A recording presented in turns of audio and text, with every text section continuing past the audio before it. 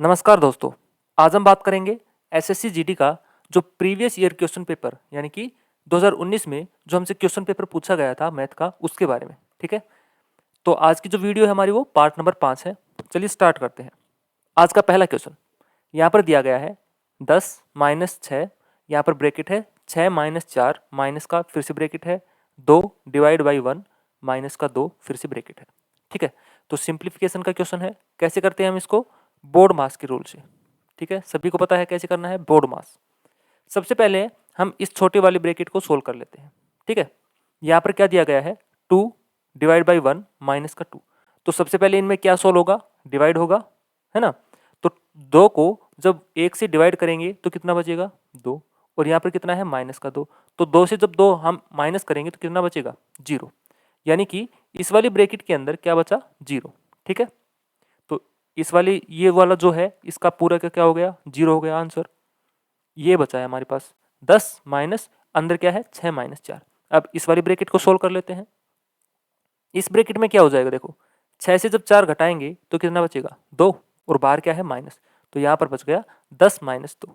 तो हमारा आंसर कितना आ गया? 8 आ गया। यानी कि ऑप्शन थर्ड क्या था? Right answer. ठीक है, बिल्कुल सिंपल क्वेश्चन था। अगले क्वेश्चन की तरफ चलते हैं। अगला क्वेश्चन 4200 की एक राशि साधारण ब्याज से 3 वर्षों में 5082 हो जाती है। ब्याज की वार्षिक दर क्या है? ठीक है, राशि कितनी है? 4200। ठीक है, हमें समय दिया गया है कितना? 3 वर्ष। और कौन सा ब्याज है? साधारण ब्याज। ठीक है, और ये हमें दे दिया गया है क्या? मिश्र धन। ठीक है, कोई राशि इतनी से इतनी हो जाती है। तो हमारे पास जो फॉर्मूला होता है वो क्या होता है? साधारण ब्याज का फॉर्मूला है वो है मूलधन गुना दर गुना समय डिवाइड बाई 100। ऐसे ही निकालते हैं। तो साधारण ब्याज यहाँ से क्या आ जाएगा? देखो मिश्र धन माइनस मूलधन। मिश्र धन है हमारे पास 5082 और मूलधन है हमारे पास 4200। घटा दो, कितना आ गया? 2 8 10 से 8 गया, सॉरी 10 से 2 गया 8। तो साधारण ब्याज तो हमारे पास आ गया 882। ठीक है, निकालना क्या है हमें? वार्षिक दर यानी कि रेट यहाँ पर निकालनी है। मूलधन कितना है? 4200। यहाँ पर हमने रख दिया 4200। दर हमने मान लिया आर। ठीक है, और समय कितना है? 3 वर्ष, ये रख दिया। डिवाइड कर दिया किससे? 100 से। 20 से 20। ठीक है, अब ये 42 गुना 3 इधर आकर डिवाइड में हो जाएंगे। तो यहाँ पर मैं लिख सकता हूँ 42 गुना 3। तो इधर से ही हट जाएंगे। ठीक है, यहाँ पर सिर्फ क्या बचा है? अब आर बचा है। तो काट दो, किससे जाएगा? 2 से काटो, 21 पे कंप्लीट होया। 4 4 1। अब 441 जो है वो किसका स्क्वायर होता है? 21 का, यानी कि 21 से कंप्लीट बार जा रहा है। ठीक है, और 3 से काट दो, कितने पे चला गया? 7 पे। यानी कि जो रेट है, दर है हमारे पास, वो कितनी आ गई? 7% आ गई। यानी कि ऑप्शन 4 इसका क्या है? राइट आंसर है। ठीक है, अगला क्वेश्चन ए तथा सी मिलकर एक कार्य को 120 दिन में पूरा करते हैं। ठीक है, लिख लो ए और सी दोनों मिलकर कितने दिन में कार्य करते हैं? 120 दिन में। आगे बोला गया है सी तथा ई मिलकर समान कार्य को 80 दिन में पूरा करते हैं। सी और ई कितने दिन में करते हैं? 80 दिन में। ठीक है, आगे बोला है ए तथा ई मिलकर समान कार्य को 160 दिन में करते हैं। अब कौन करता है? ए और ई कितने दिन में करते हैं? 160 दिन में। हमसे पूछा गया है ए सी तथा ई मिलकर समान कार्य को कितने दिन में पूरा करेंगे। ठीक है, अब देखो यहाँ पर टोटल मेंबर कितने थे? 3 थे। कौन कौन? एक तो ए था, एक था सी और एक था ई। यही है। पहली बार ए और सी करते हैं काम, दूसरी बार सी और ई करते हैं काम, अगली बार करते हैं ए और ई। ठीक है, तो इन क्वेश्चंस को मैंने क्या बताया था? सबसे पहले हम क्या कर लेते हैं? इनका एलसीएम ले लेते हैं। तो इनका एलसीएम कितना आ जाएगा? देखो 120, 80 और 160। तो एलसीएम लेने का सबसे आसान तरीका क्या होता है? जो सबसे बड़ा नंबर है ना उसका कुछ मल्टीपल हमें देखना पड़ेगा। 160 का मल्टीपल अगर हम 320 यहाँ पर लेना चाहें, क्या 320 12 से मल्टीपल है 120 का? नहीं है। तो आगे चलो 16 की टेबल पर देखो, 16 दूनी 32, 16 तीय 48, 480 बन सकता है क्या? 480 सारों से डिवाइड हो जाएगा। तो हम मान लेते हैं 480 क्या है? Total work. एलसीएम आ गया। 120 से कितने पे जाएगा? 12 चौक 48 यानी कि 4 पे चला गया। 80 से कितने पे जाएगा? 8 छंग 48 यानी कि 6 पे चला गया। और 160 से कितने पे जाएगा? 3 पे। कंप्लीट चला गया। ठीक है, तो ए प्लस सी इसकी कितनी है? 4 है। सी प्लस ई इसकी कितनी है? 6 है। और ए प्लस ई इसकी कितनी है? 3 है। अगर इन तीनों को हम ऐड करें, देखो पहले वाले को ए प्लस सी, दूसरे वाले को प्लस सी प्लस ई, और तीसरे वाले को प्लस ए प्लस ई। तो सभी क्या हो गए, डबल हो गए। देखो ए भी कितनी बार आया है, एक यहाँ पर आया है, एक यहाँ पर, 2a हो गया। सी कितनी है, एक एक, 2 हो गया, 2c हो गया। और ई कितनी बार है, 2 बार है, 2e हो गया। तो इनकी जो एफिशिएंसी है, इनको ऐड किया था तो ऐड करो, 6 और 4 10 और 3 13, 13 आ गया। लेकिन यहाँ पर अगर 2 यहाँ से कॉमन ले तो अंदर क्या बचेगा, a प्लस सी प्लस ई बच गया, और बाहर क्या है, 13। तो a प्लस सी प्लस ई, इसकी एफिशिएंसी कितनी आ जाएगी, 13/2। ठीक है, हमें पूछा गया है वो तीनों मिलकर कितने दिन में काम करेंगे। तो एफिशिएंसी तो a प्लस सी प्लस ई की कितनी आ गई, 13/2 आ गई। लेकिन टोटल वर्क कितना है, 480। 480 से उसको डिवाइड कर दो।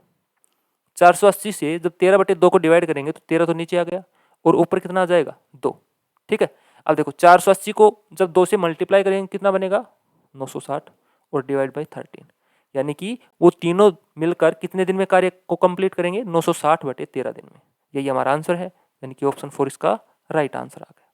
ओके, अगला क्वेश्चन। मोहित एक स्थान ए से चलना प्रारंभ करता है तथा स्थान बी पर 12 घंटे में पहुंचता है।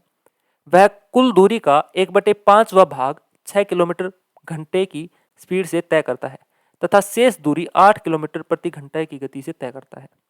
ए तथा बी के मध्य दूरी क्या है। ठीक है, दो स्थान है, कौन कौन से, एक तो ए है और दूसरा है बी। ये इनके बीच की डिस्टेंस है। डिस्टेंस हमें निकालनी है कि उनके बीच की जो डिस्टेंस है वो कितनी है। ठीक है, पहले बोला है मोहित ए से चलना स्टार्ट करता है और बी तक पहुंचता है, और कितना टाइम लेता है, 12 आवर, 12 घंटे लेता है। ठीक है, इसमें क्या बोला गया है, टोटल घंटे तो वो लेता है 12, लेकिन कैसे कैसे चलता है, देखो वह कुल दूरी का 1/5वां भाग 6 किलोमीटर की गति से चलता है। ठीक है, पहले तो वो चलता है कितनी किलोमीटर की गति से, 6 किलोमीटर पर आवर की गति से। बाद में वो क्या करता है, 8 किलोमीटर पर आवर की गति से चलना स्टार्ट करता है। ठीक है, तो इनको बिल्कुल आसान तरीके से हम करेंगे, तो उसके लिए हम क्या करते हैं, हम ऑप्शन यहाँ पर चूज कर लेते हैं। ठीक है, कोई भी ऑप्शन यहाँ पर, जैसे हमें आंसर तो पता है 90 है, अब मान लो हमने 90 को यहाँ पर चूज किया। ठीक है, तो हमने क्या मान लिया, इन दोनों के बीच की जो टोटल डिस्टेंस है ना वो 90 है, तो जो कंडीशन बनेगी वो उसको सेटिस्फाई करना चाहिए। ठीक है, हमें पता है कि टाइम क्या होता है, दूरी अपॉन गति, यही होता है ना। देखो दूरी अपॉन गति किसके इक्वल होता है, समय के, यही तो फॉर्मूला होता है। अब दूरी हमने मान ली 90, ठीक है, और गति क्या है, गति है, पहले है 6, दूसरी बार है 8। क्या बोला गया है, पहला 1/5वां भाग, तो टोटल डिस्टेंस अगर हमने 90 माना है तो 1/5वां भाग कितना होगा, निकालो, 18 आ गया। 18 पंजे 90 होता है, यानी कि पहला भाग तो है 18। तो इसका मतलब क्या हुआ, 18 किलोमीटर तो उसने चला है किस स्पीड से, 6 किलोमीटर पर आवर की स्पीड से। ठीक है, यहाँ से उसको कितना टाइम लगा, 3 आवर लगे, क्योंकि 18 किलोमीटर उसने तय किया किस स्पीड से, 6 किलोमीटर की से, तो 3 आवर आ गया, टाइम आ गया। अब बाकी की जो डिस्टेंस है, दूरी है, वो कितनी बची, 90 तो थी टोटल, 18 तो उसने चल लिया, तो 90 से 18 हम माइनस कर देंगे, कितना बच गया, 2, और 8 से गया 7, कितना बचा है, 72। जो 72 किलोमीटर की जो डिस्टेंस है, दूरी है, वो कितनी स्पीड से करेगा, अब 8 किलोमीटर से, 8 डिवाइड कर दो, 8 से जब हम करेंगे तो कितने जाएगा, 9 पे। देखो पहली बार उसको कितने लगे हैं, 3 घंटे, और दूसरा जो उसने स्पीड से किया है उसमें लगे हैं 9। इन दोनों का जो ऐड है, सम है, वो किसके बराबर आना चाहिए था, 12 के। क्या 9 और 3 इक्वल है 12 के, बिल्कुल है, यानी कि हमारा ऑप्शन 90 क्या है, राइट आंसर है। ठीक है, बिल्कुल आसान तरीके से हमने किया है, सिर्फ यहाँ पर ऑप्शन चूज कर सकते हैं, आराम से हम निकाल सकते हैं। बाकी आप लोग अगर दूसरे मेथड से करना चाहो तो वो मैं बता देता हूँ कैसे करना है। यहाँ पर ए है, यहाँ पर बी है। ठीक है, हम मान लेते हैं इन दोनों के बीच की दूरी है कितनी, एक्स, एक्स मान ली। अब बोला है जो टोटल डिस्टेंस है ना उसका 1/5वां भाग। ठीक है, 1/5वां भाग वो कौन सी स्पीड से करता है, 6 किलोमीटर पर स्पीड से। अब x की बजाय अगर हम यहाँ पर 5 मान ले, देखो यहाँ पर दिया है 1/5, तो टोटल डिस्टेंस हम यहाँ पर 5 मान लेते हैं, तो 1 किलोमीटर तो उसने किस स्पीड से चला है, 6 किलोमीटर पर आवर की स्पीड से। ठीक है, तो एक तो चला है उसने 6 किलोमीटर पर आवर की स्पीड से, बाकी बाकी कितने बचे, एक तो चल लिया, 4 किस स्पीड से चलेगा, 8 किलोमीटर पर आवर की स्पीड से। ठीक है, तो पहले वाले का जो समय लगा वो कितना आया, 1/6। ठीक है, और दूसरे वाले का समय लगा वो कितना, 4/8। ठीक है, यानी कि 1/2। ओके, अब वो कितने देर में चलता है, 12। उनको कितना टाइम लगता है टोटल, 12। ठीक है, अब 1 + 6 + 1/2 किसके इक्वल हम ले लेंगे, 12 के इक्वल। निकालो, यहां से 6 एलसीएम आ गया, 1 + 3 यानी कि 4/6 किसके इक्वल आ गया, 12। तो एक किसके बराबर आ जाएगा, 12 × 6/4। ठीक है, और टोटल कितना था, हमने माना था 5। यहाँ पर हम मल्टीप्लाई कर देंगे 5, पूरी डिस्टेंस आ जाएगी, 4 से काटो, 4 × 3 = 12। अब इनके मल्टीप्लाई करो, 6 × 5 = 30, 30 × 3 = 90। आ गया ना, देखो, तो टोटल डिस्टेंस कितना आ गया, 90 किलोमीटर। यहां से ऑप्शन सेकंड इसका राइट आंसर है। ओके, अगला फिर से सिंप्लीफिकेशन का क्वेश्चन है। देखो, यहां पर ब्रैकेट है। ठीक है, सबसे पहले हम क्या कर लेते हैं, इस वाली ब्रैकेट को हम सोल्व कर लेते हैं, इस वाली ब्रैकेट को। ठीक है, तब जब ब्रैकेट में सोल्व करेंगे तो सबसे पहले तो क्या करेंगे, डिवाइड को करेंगे। देखो, हमारे पास रूल होता है बोर्ड मास का, बोर्ड मास का होता है ना। अब ब्रैकेट को सबसे पहले जब सोल्व कर रहे हैं तो ब्रैकेट के अंदर क्या है उसको सोल्व करेंगे, ब्रैकेट के अंदर हम सोल्व करेंगे सबसे पहले डिवाइड को। अब यहाँ पर डिवाइड बनाने के लिए यहाँ पर है 2 / 1/2। अब 1/2 को जो डिवाइड है इसको मल्टीप्लाई करने के लिए हम क्या करते हैं, इसको रिवर्स कर देते हैं, यानी कि 1/2 की जगह हम क्या लिख सकते हैं, 2 लिख सकते हैं। तो कितना हो गया, ये 4 हो गया। ठीक है, अब 2 / 1/2 की वैल्यू कितनी आ गई, 4 आ गई। ठीक है, यहाँ पर प्लस है, यहाँ पर 4 - 4 है, तो इस 4 से ये वाला 4 कट गया, कट गया है ना, यानी कि ये वाली जो वैल्यू थी ये आ गई 0। अब बचा है ये सिर्फ यहाँ तक। ठीक है, इसको सोल्व कर लो। 8 से जब 1/5 हम घटाएंगे तो कितना बचेगा, देखो एलसीएम ले लेते हैं, 5 5 आ गया, कितने बजाएगा, 5 8 × 5 = 40 माइनस का 1, यानी कि यहाँ से ये आ गया कितना, 39/5। ठीक है, इसकी वैल्यू कितनी आ गई, 39/5। अब हमें पता है बोर्ड मास में क्या होता है, ब्रैकेट के अंदर है। अब ब्रैकेट तो है, सोल्व कर रहे हैं, उसके बाद ऑफ, ऑफ का मतलब होता है का, यानी कि का को सोल्व करेंगे। ठीक है, यहां पर हमारे पास बचा है 22 सही 3/4 डिवाइड बाई 14/3। अब का मतलब है गुना। ठीक है, और ये है, जब भी का लगे तो गुना बना के उसको ब्रैकेट में बंद कर दो, ये है 39/5। ठीक है, आ गया। अब इस ब्रैकेट वाले को सोल्व करेंगे, पहले आपस में क्या कर लेंगे, काट लेंगे। 3 से गया 13 के ऊपर चला गया। ठीक है, इसको मल्टीप्लाई कर लो, देखो 22 × 88 और 3 91, 91/4 बन गया। डिवाइड में ये कितना है, 14 × 13/5 और 91/4 है। इस डिवाइड को जब मल्टीप्लाई में कन्वर्ट करेंगे तो क्या करेंगे, उनको आपस में रिवर्स कर देंगे, रिवर्स करेंगे 5/14 × 13। ठीक है, अब काटो, कितने कटेगा, 13 से कट जाएगा, 13 × 7 = 91 कट गया, 7 से ये कट गया, 7 दूनी 14, ऊपर कितना है 5 और नीचे कितना आ गया, 4 दूनी 8। तो हमारा आंसर कितना आ गया, 5/8 आ गया, यानी कि ऑप्शन सेकंड इसका क्या है, राइट आंसर है। ओके, अगला क्वेश्चन, अगला क्वेश्चन है, यदि ए बी से 20% कम है तो 2b - a divide by a का मान क्या होगा। चलिए, एक a है हमारे पास, दूसरा है b। ठीक है, यहां पर बोला गया है a है वो b से कम है, अगर b को हम 100 मान ले, 100 मान ले, तो a कितना होगा, 20% कम, यानी कि 80, 80 हो गया। ठीक है, अब a की वैल्यू अगर 80 है तो b की वैल्यू कितनी है, 100 है। हमें हमसे पूछा गया है इसकी वैल्यू क्या होगी, तो यहां पर पुट कर देंगे 2 × b, b कितना है हमारे पास 100 माइनस का a कितना है 80। ठीक है, डिवाइड कर देंगे किससे, a से, a कितना है 80। देखो यहाँ पर 200 बन गया, 100 × 2 200 बन गया, 200 से जब 80 माइनस करेंगे तो कितना बनेगा, 120, 120/80 ये आ गया। 1 0 से 1 0, 4 से काट दो, 4 दूनी 8, 4 3 12, तो कितना आ गया इसका आंसर, 3/2। ठीक है, तो इसका वैल्यू क्या होगी, 3/2 होगी, यानी कि ऑप्शन सेकंड इसका क्या है, राइट आंसर है। ओके, अगला क्वेश्चन देखो, 12 व्यक्ति एक कार्य के आधे को 9 दिन में पूरा कर सकते हैं, कितने व्यक्ति समान कार्य को 6 दिन में पूरा कर सकते हैं। ठीक है, ये हमें निकालना है। चलिए, 12 जो मैन है, व्यक्ति है, वो कितने दिन में करते हैं, आधे कार्य को करते हैं 9 दिन में। अगर आधे कार्य को वो 9 दिन में करते हैं तो पूरे कार्य को कितने दिन में करेंगे बताओ?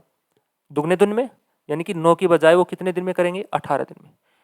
12 आदमी जब आधे कार्य को 9 दिन में करते हैं तो 12 आदमी पूरे कार्य को कितने दिन में करेंगे? 18 दिन में करेंगे। ठीक है, यहां पर बोला गया है कितने व्यक्ति समान कार्य को 6 दिन में पूरा कर सकते हैं। तो हमारे पास एक फॉर्मूला होता है M1D1H1/W1, W इक्वल होता है M2D2H2/W2। सभी को पता है, बिल्कुल कॉमन फॉर्मूला है।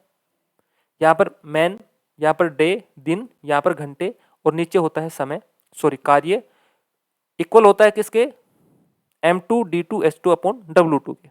ठीक है, यहाँ पर देखो मैन कितने हैं? 12, यानी कि व्यक्ति है 12, और कार्य कितना है? 1, वही कार्य उसको करना है, तो कार्य तो इक्वल हो गया, W1 और W2 तो इक्वल है, इसकी कोई वैल्यू नहीं है। ठीक है, ये हम रखने की जरूरत नहीं है।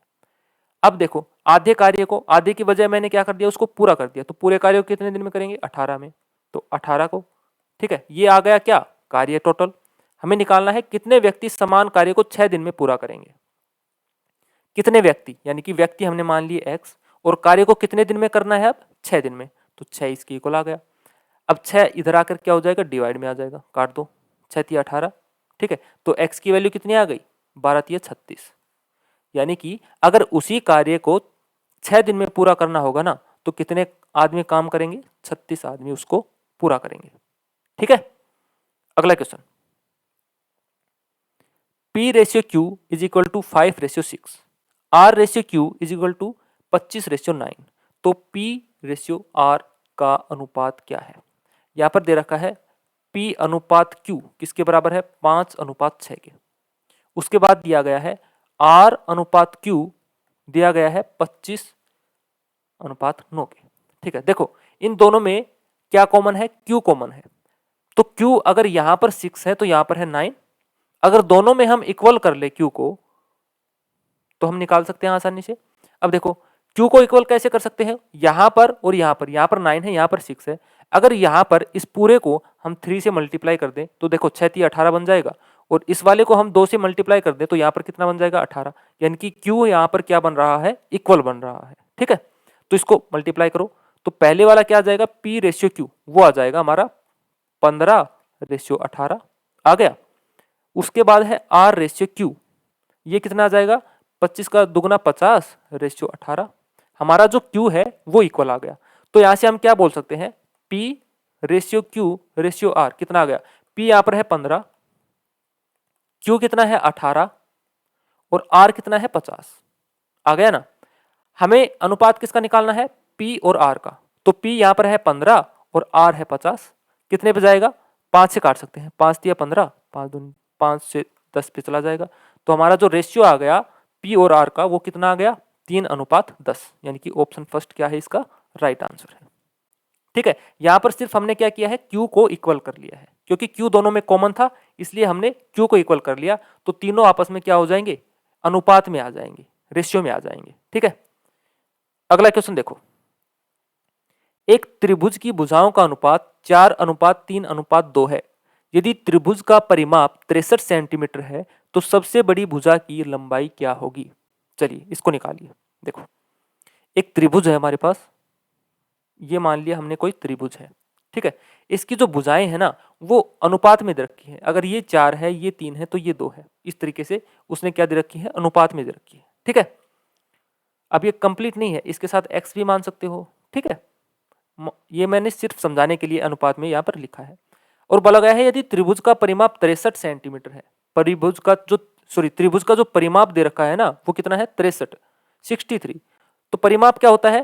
तीनों भुजाओं का योग, तीनों भुजाओं का योग। यहाँ पर हमें अनुपात दे रखा है 4/3/2, तो हम क्या कर लेते हैं? इन सभी का सम कर देते हैं। 4 और 3 7, 7 और 2 9। 9 की जो वैल्यू है वो किसके इक्वल है? 63 के। तो 1 की वैल्यू कितनी आ जाएगी? 63/9, तो कितने में जाएगा? 7 पे। तो 1 की वैल्यू यहाँ पर आ गई 7, यानी कि 1 की जब वैल्यू 7 है तो हम अलग अलग निकाल सकते हैं सारी। तो पहली वाली जो भुजा होगी वो कितनी होगी? 1 की वैल्यू 7 है तो 4 की वैल्यू होगी 28, 7 चौक 28। ये कितनी हो जाएगी? 7 तिया 21, और ये हो जाएगी 7 दूनी 14। ये हमने क्या निकाल दी? उसकी जो भुजाएं थी ना वो निकाल दी। ओके, पूछा क्या गया है, तो सबसे बड़ी भुजा की लंबाई क्या होगी। सबसे बड़ी भुजा कौन सी है, देखो 28, तो यही हमारा आंसर होगा, यानी कि ऑप्शन 4 इसका क्या होगा, राइट आंसर।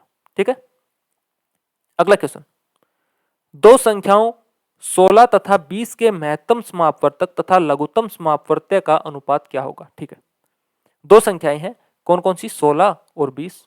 इसका सबसे पहले तो हमसे पूछा है महत्तम समापवर्तक, तो बताओ 16 और 20 का common factor, highest common factor क्या है, बताओ। देखो हम यहां पर डायरेक्ट बता पा रहे हैं कि इन दोनों का हाईएस्ट कॉमन फैक्टर क्या है, 4 है ना, क्योंकि 4 है वो सबसे बड़ा नंबर है जो 16 से भी कंप्लीट डिवाइड होता है और 20 को भी कंप्लीट डिवाइड करता है। ठीक है, तो एचसीएफ तो हमारे पास आ गया 4, इसमें कुछ निकालने की ज्यादा जरूरत थी नहीं, क्योंकि हमें डायरेक्ट यहां से दिख रहा है कि आंसर क्या है, 4 है। ठीक है, एचसीएफ तो आ गया 4, उसके बाद हम लेते हैं एलसीएम। एलसीएम तो लेना सभी को आता है, एचसीएफ भी लेना आता है। ठीक है, तो एलसीएम ले लो, 16 और 20 का कितने बजाएगा, 2 से काटो, 2 8 16, 2 10, फिर से 2 से काट दो, 4 और 5। ठीक है, अब इनके मल्टीप्लाई करो, 2 2 4, 4 चौक 16, 16 पंजो 80, तो एलसीएम यहाँ से कितना आ गया, 80 आ गया। ठीक है, एचसीएफ आ गया 4 और एलसीएम आ गया 80।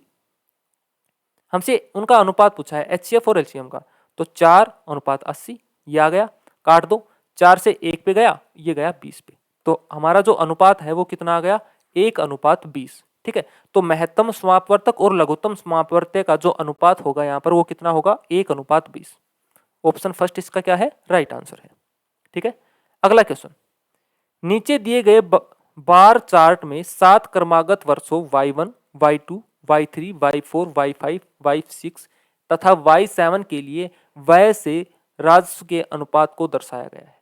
ठीक है, ये यहां पर लिखा गया है, हमने कौन सा निकालना है, हमें बताना है कि लाभ प्रतिशत किस वर्ष में न्यूनतम है, सबसे कम लाभ कब हुआ। यहां पर दिया गया है अगर 100 उसकी इनकम है, ठीक है, तो उसका जो खर्च है ना वो वहां पर दिया गया है। ठीक है, तो जो ये रेशियो में दे रखा है ना, पॉइंट में दे रखा है, ये क्या दे रखा है, खर्च दे रखा है। हमने क्या मान लिया, 100 यहां पर अगर कंप्लीट उसका राजस्व है ना, तो खर्च कितना किया है, हर ने अलग अलग किया है। देखो जैसे पहले का 0.80 है, इसका मतलब क्या हुआ, अगर 100 में से, ठीक है, इसका मतलब क्या हो, देखो 80/100 हो ना, पॉइंट अगर हटाएंगे तो 80/100 बना, तो 100 में से क्या है, 80 उसने क्या कर दिए, खर्च कर दिए, तो उसके पास जो प्रॉफिट है वो कितना हुआ है, 20 का हुआ है। सेम ऐसे ही देखना है, 0.75, इसका मतलब क्या हो, पॉइंट जब हटाएंगे डिवाइड में करेंगे 100 का, तो 100 में से उसने 75 खर्च कर दिया, तो प्रॉफिट कितना है उसके पास, 25।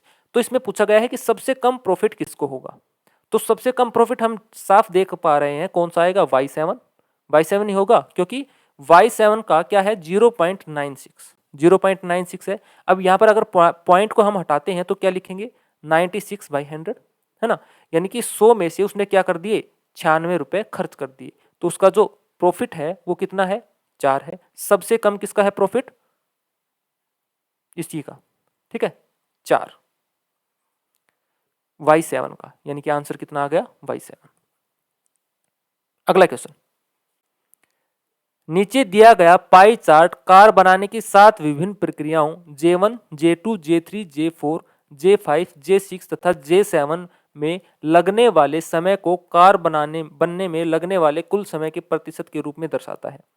एक कार बनने में कुल 1200 घंटे का समय लगता है। एक कार बनने में कुल समय कितना लगा है, 1200 आवर। ठीक है, हमसे पूछा गया यहाँ पर J2 तथा J5 प्रक्रियाओं में कुल कितना समय लगेगा। अब देखो J2 कहां पर है, J2 है यहाँ पर, J2 का परसेंटेज कितना है, 18%। ठीक है, और J5 कहां है, J5 है यहाँ पर, J5 का कितना है, 12%। ठीक है, इन दोनों को कुल कितना समय लगेगा, देखो टोटल तो हमारे पास कितना होता है, 100% होता है, 100 होता है ना। अब देखो इन दोनों ने टोटल कितना ले लिया, 18 तो इसने ले लिया, 12 इसने ले लिया, अगर इन दोनों को सम करें तो कितना बना है, 30%, और ये होता कितना है पूरा, 100%। तो 100% की जो वैल्यू है वो दे रखी है हमारे पास 1200 घंटे, तो एक की कितनी आ जाएगी, 1200/100, और हमें निकालनी है किसकी, 30 की, तो 30 की हम निकाल देंगे, 2 0 से 2 0, 12 36, 360।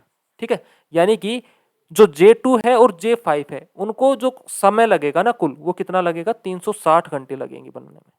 ठीक है, ऑप्शन 4 इसका क्या है, राइट आंसर है। अगला देखो, एक लंबवर्तीय शंकु का आयतन 1232 सेंटीमीटर क्यूब है। यदि शंकु की लंबाई 24 सेंटीमीटर है तो इसके आधार की त्रिज्या क्या होगी। चलिए निकालते हैं। एक शंकु है हमारे पास, ठीक है, इसकी जो त्रिज्या है ना वो हमें निकालनी है। त्रिज्या कौन सी होती है, ये वाली, इसको हम मान लेते हैं r।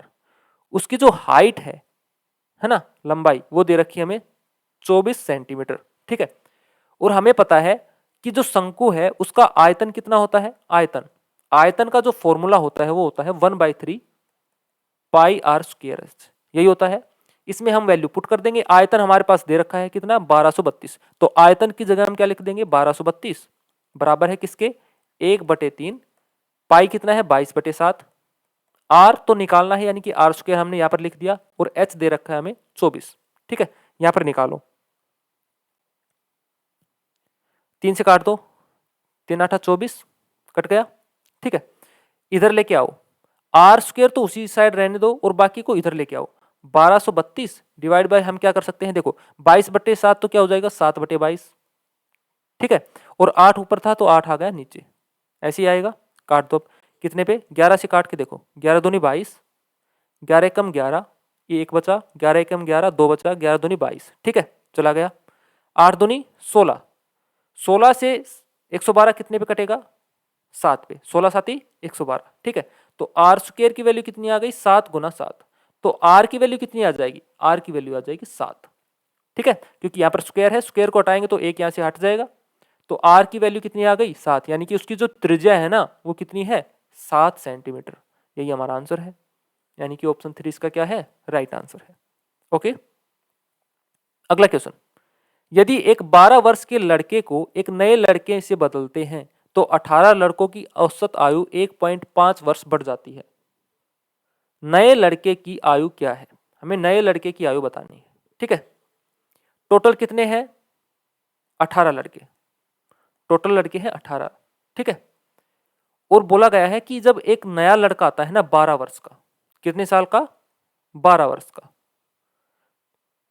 यदि एक 12 वर्ष के लड़के को एक नए लड़के से बदलते हैं, ठीक है, पहले कोई लड़का था 12 वर्ष का, उसकी जगह पर एक नया लड़का आ गया, ठीक है, उसकी जगह पर एक नया लड़का आया है, तो जो उसकी औसत थी ना टोटल, उसमें 1.5 की बढ़ोतरी हुई है, ठीक है।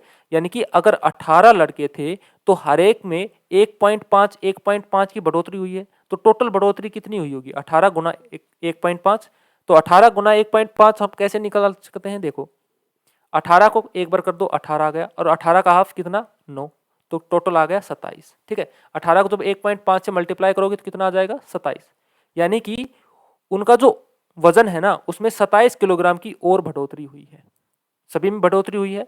जो पहले वाला लड़का था वो कितना था, 12 का था, और नया जो आया है उसका 27 किलोग्राम वेट और है, तो 27 इसमें ऐड कर देंगे, कितना आ गया, 39, ठीक है। तो हम क्या बोलेंगे, जो नया लड़का आया है ना उसकी आयु क्या है, 39 वर्ष है, क्या है, 39 वर्ष।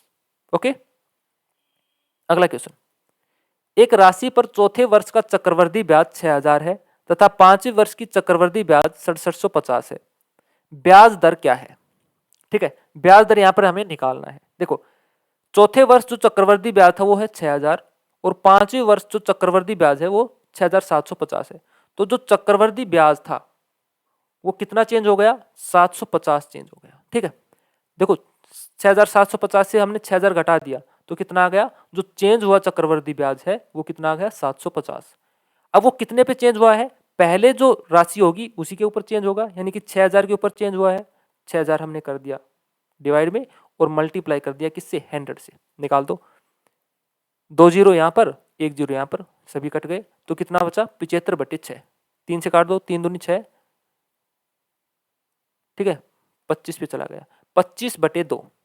25/2 का मतलब क्या है, 12.5, यानी कि जो रेट है ना हमारे पास वो कितनी है, 12.5। ऑप्शन सेकंड इसका क्या है, राइट आंसर है। ओके, अगला क्वेश्चन, एक लंबवर्तीय शंकु का आयतन 2464 सेंटीमीटर क्यूब है। यदि शंकु की लंबाई 12 सेंटीमीटर है तो इसके आधार की त्रिज्या क्या होगी। बिल्कुल सेम क्वेश्चन है जो अभी हमने किया था, ठीक है, 2-3 क्वेश्चन पहले जो किया था बिल्कुल सेम क्वेश्चन है, ये आपको मैं दे रहा हूँ होमवर्क के लिए, ये आपको खुद से ट्राई करके बताना है कि इसका आंसर क्या आएगा। ठीक है, बिल्कुल सेम जैसे हमने वो किया था ना, सेम की सेम यहाँ पर आपको करना है, बस यहाँ पर जो नंबर्स हैं वो चेंज हुए हैं। ठीक है, वो नंबर वहां पर चेंज कर देना, आंसर आपका आ जाएगा। ठीक है, अगला क्वेश्चन, नीचे दिए गए पाई चार्ट कार बनाने की 7 विभिन्न प्रक्रियाओं, जो हमने पहले किया था वही क्वेश्चन है। ठीक है, बस वो चेंज होकर यहाँ पर आ गया है। तो कार बनने में कुल 1200 घंटे का समय लगता है। ठीक है, 1200 और का। अब हमें क्या निकालना है, J1 और J4 प्रक्रियाओं में लगने वाले समय के बीच का अंतर। J1 में कितना समय लगता है, 14%। ठीक है, और J4 में कितना लगता है, 8%। इन दोनों को क्या पूछा गया है, अंतर पूछा गया है। तो एक्चुअल में अंतर कितना है, 14 - 8 यानी कि 6% का अंतर है। ठीक है, 6% का अंतर है, लेकिन टोटल जो समय है वो कितना लगता है, 1200। 1200 जो है वो किसके इक्वल है, 100 के, क्योंकि जो सर्कल है वो किसके परसेंटेज है, वो कितने होते हैं टोटल, 100। ठीक है, 100 की वैल्यू है हमारे पास 1200, एक की वैल्यू कितनी आ गई, 1200 डिवाइड बाई 100, और हमें निकालने किसकी है, इन दोनों का डिफरेंस। डिफरेंस कितना है, 6%। तो 6 को मल्टीप्लाई कर देंगे यहाँ पर, 2 जीरो से 2 जीरो, 12×6 72। ठीक है, यानी कि उन दोनों को जो बीच लगने वाले समय का अंतर है वो कितना आएगा, 72 घंटे। ऑप्शन 4 इसका क्या है, राइट आंसर है। ठीक है, अगला क्वेश्चन देख लेते हैं। अगला क्वेश्चन देखो, 8 संख्याओं का औसत 44 है। 8 संख्याएं हैं, उनका सभी का औसत कितना दे रखा है, 44। यदि प्रत्येक संख्या में y जोड़ा जाता है तो औसत 47 बन जाता है। ठीक है, 8 संख्याएं हैं, कोई भी मान लेते हैं A B C D इस तरीके से, और सब में जब y जोड़ा गया ना, y, तो कितना बन गया, 47। यानी कि हर एक में कितना कितना का बढ़ोतरी हुआ है। देखो पहले एवरेज था वो 44 था, औसत था 44, अब औसत कितना हो गया, 47। यानी कि बढ़ोतरी कितनी हुई है, 3 की हुई है ना। तो y का मान कितना होगा, y का मान आ जाएगा 3, क्योंकि हर एक के अंदर कितना हुआ है, 3 की बढ़ोतरी हुई है, तभी तो हुई है, तभी तो ये औसत में भी 3 ऐड होगा ना, इसलिए हम डायरेक्ट यहां से बोल पाएंगे कि आंसर हमारा क्या आएगा, 3 आएगा। देखो 44 पहले थे औसत, अब बन गई 47, तो इसमें कितना बढ़ोतरी हुआ है, 3 का। ठीक है, हर संख्या में 3 का ऐड हुआ है। ओके, आंसर कितना आ गया, पहला 3। तो आज के लिए बस इतना ही रखते हैं। ठीक है, अगर आप लोगों को अच्छी लगी है क्लास तो आप लोग चैनल को सब्सक्राइब जरूर कर ले। ठीक है, और वीडियोस के लिए चैनल पर बने रहें। ठीक है, तो आज के लिए इतना ही, थैंक यू।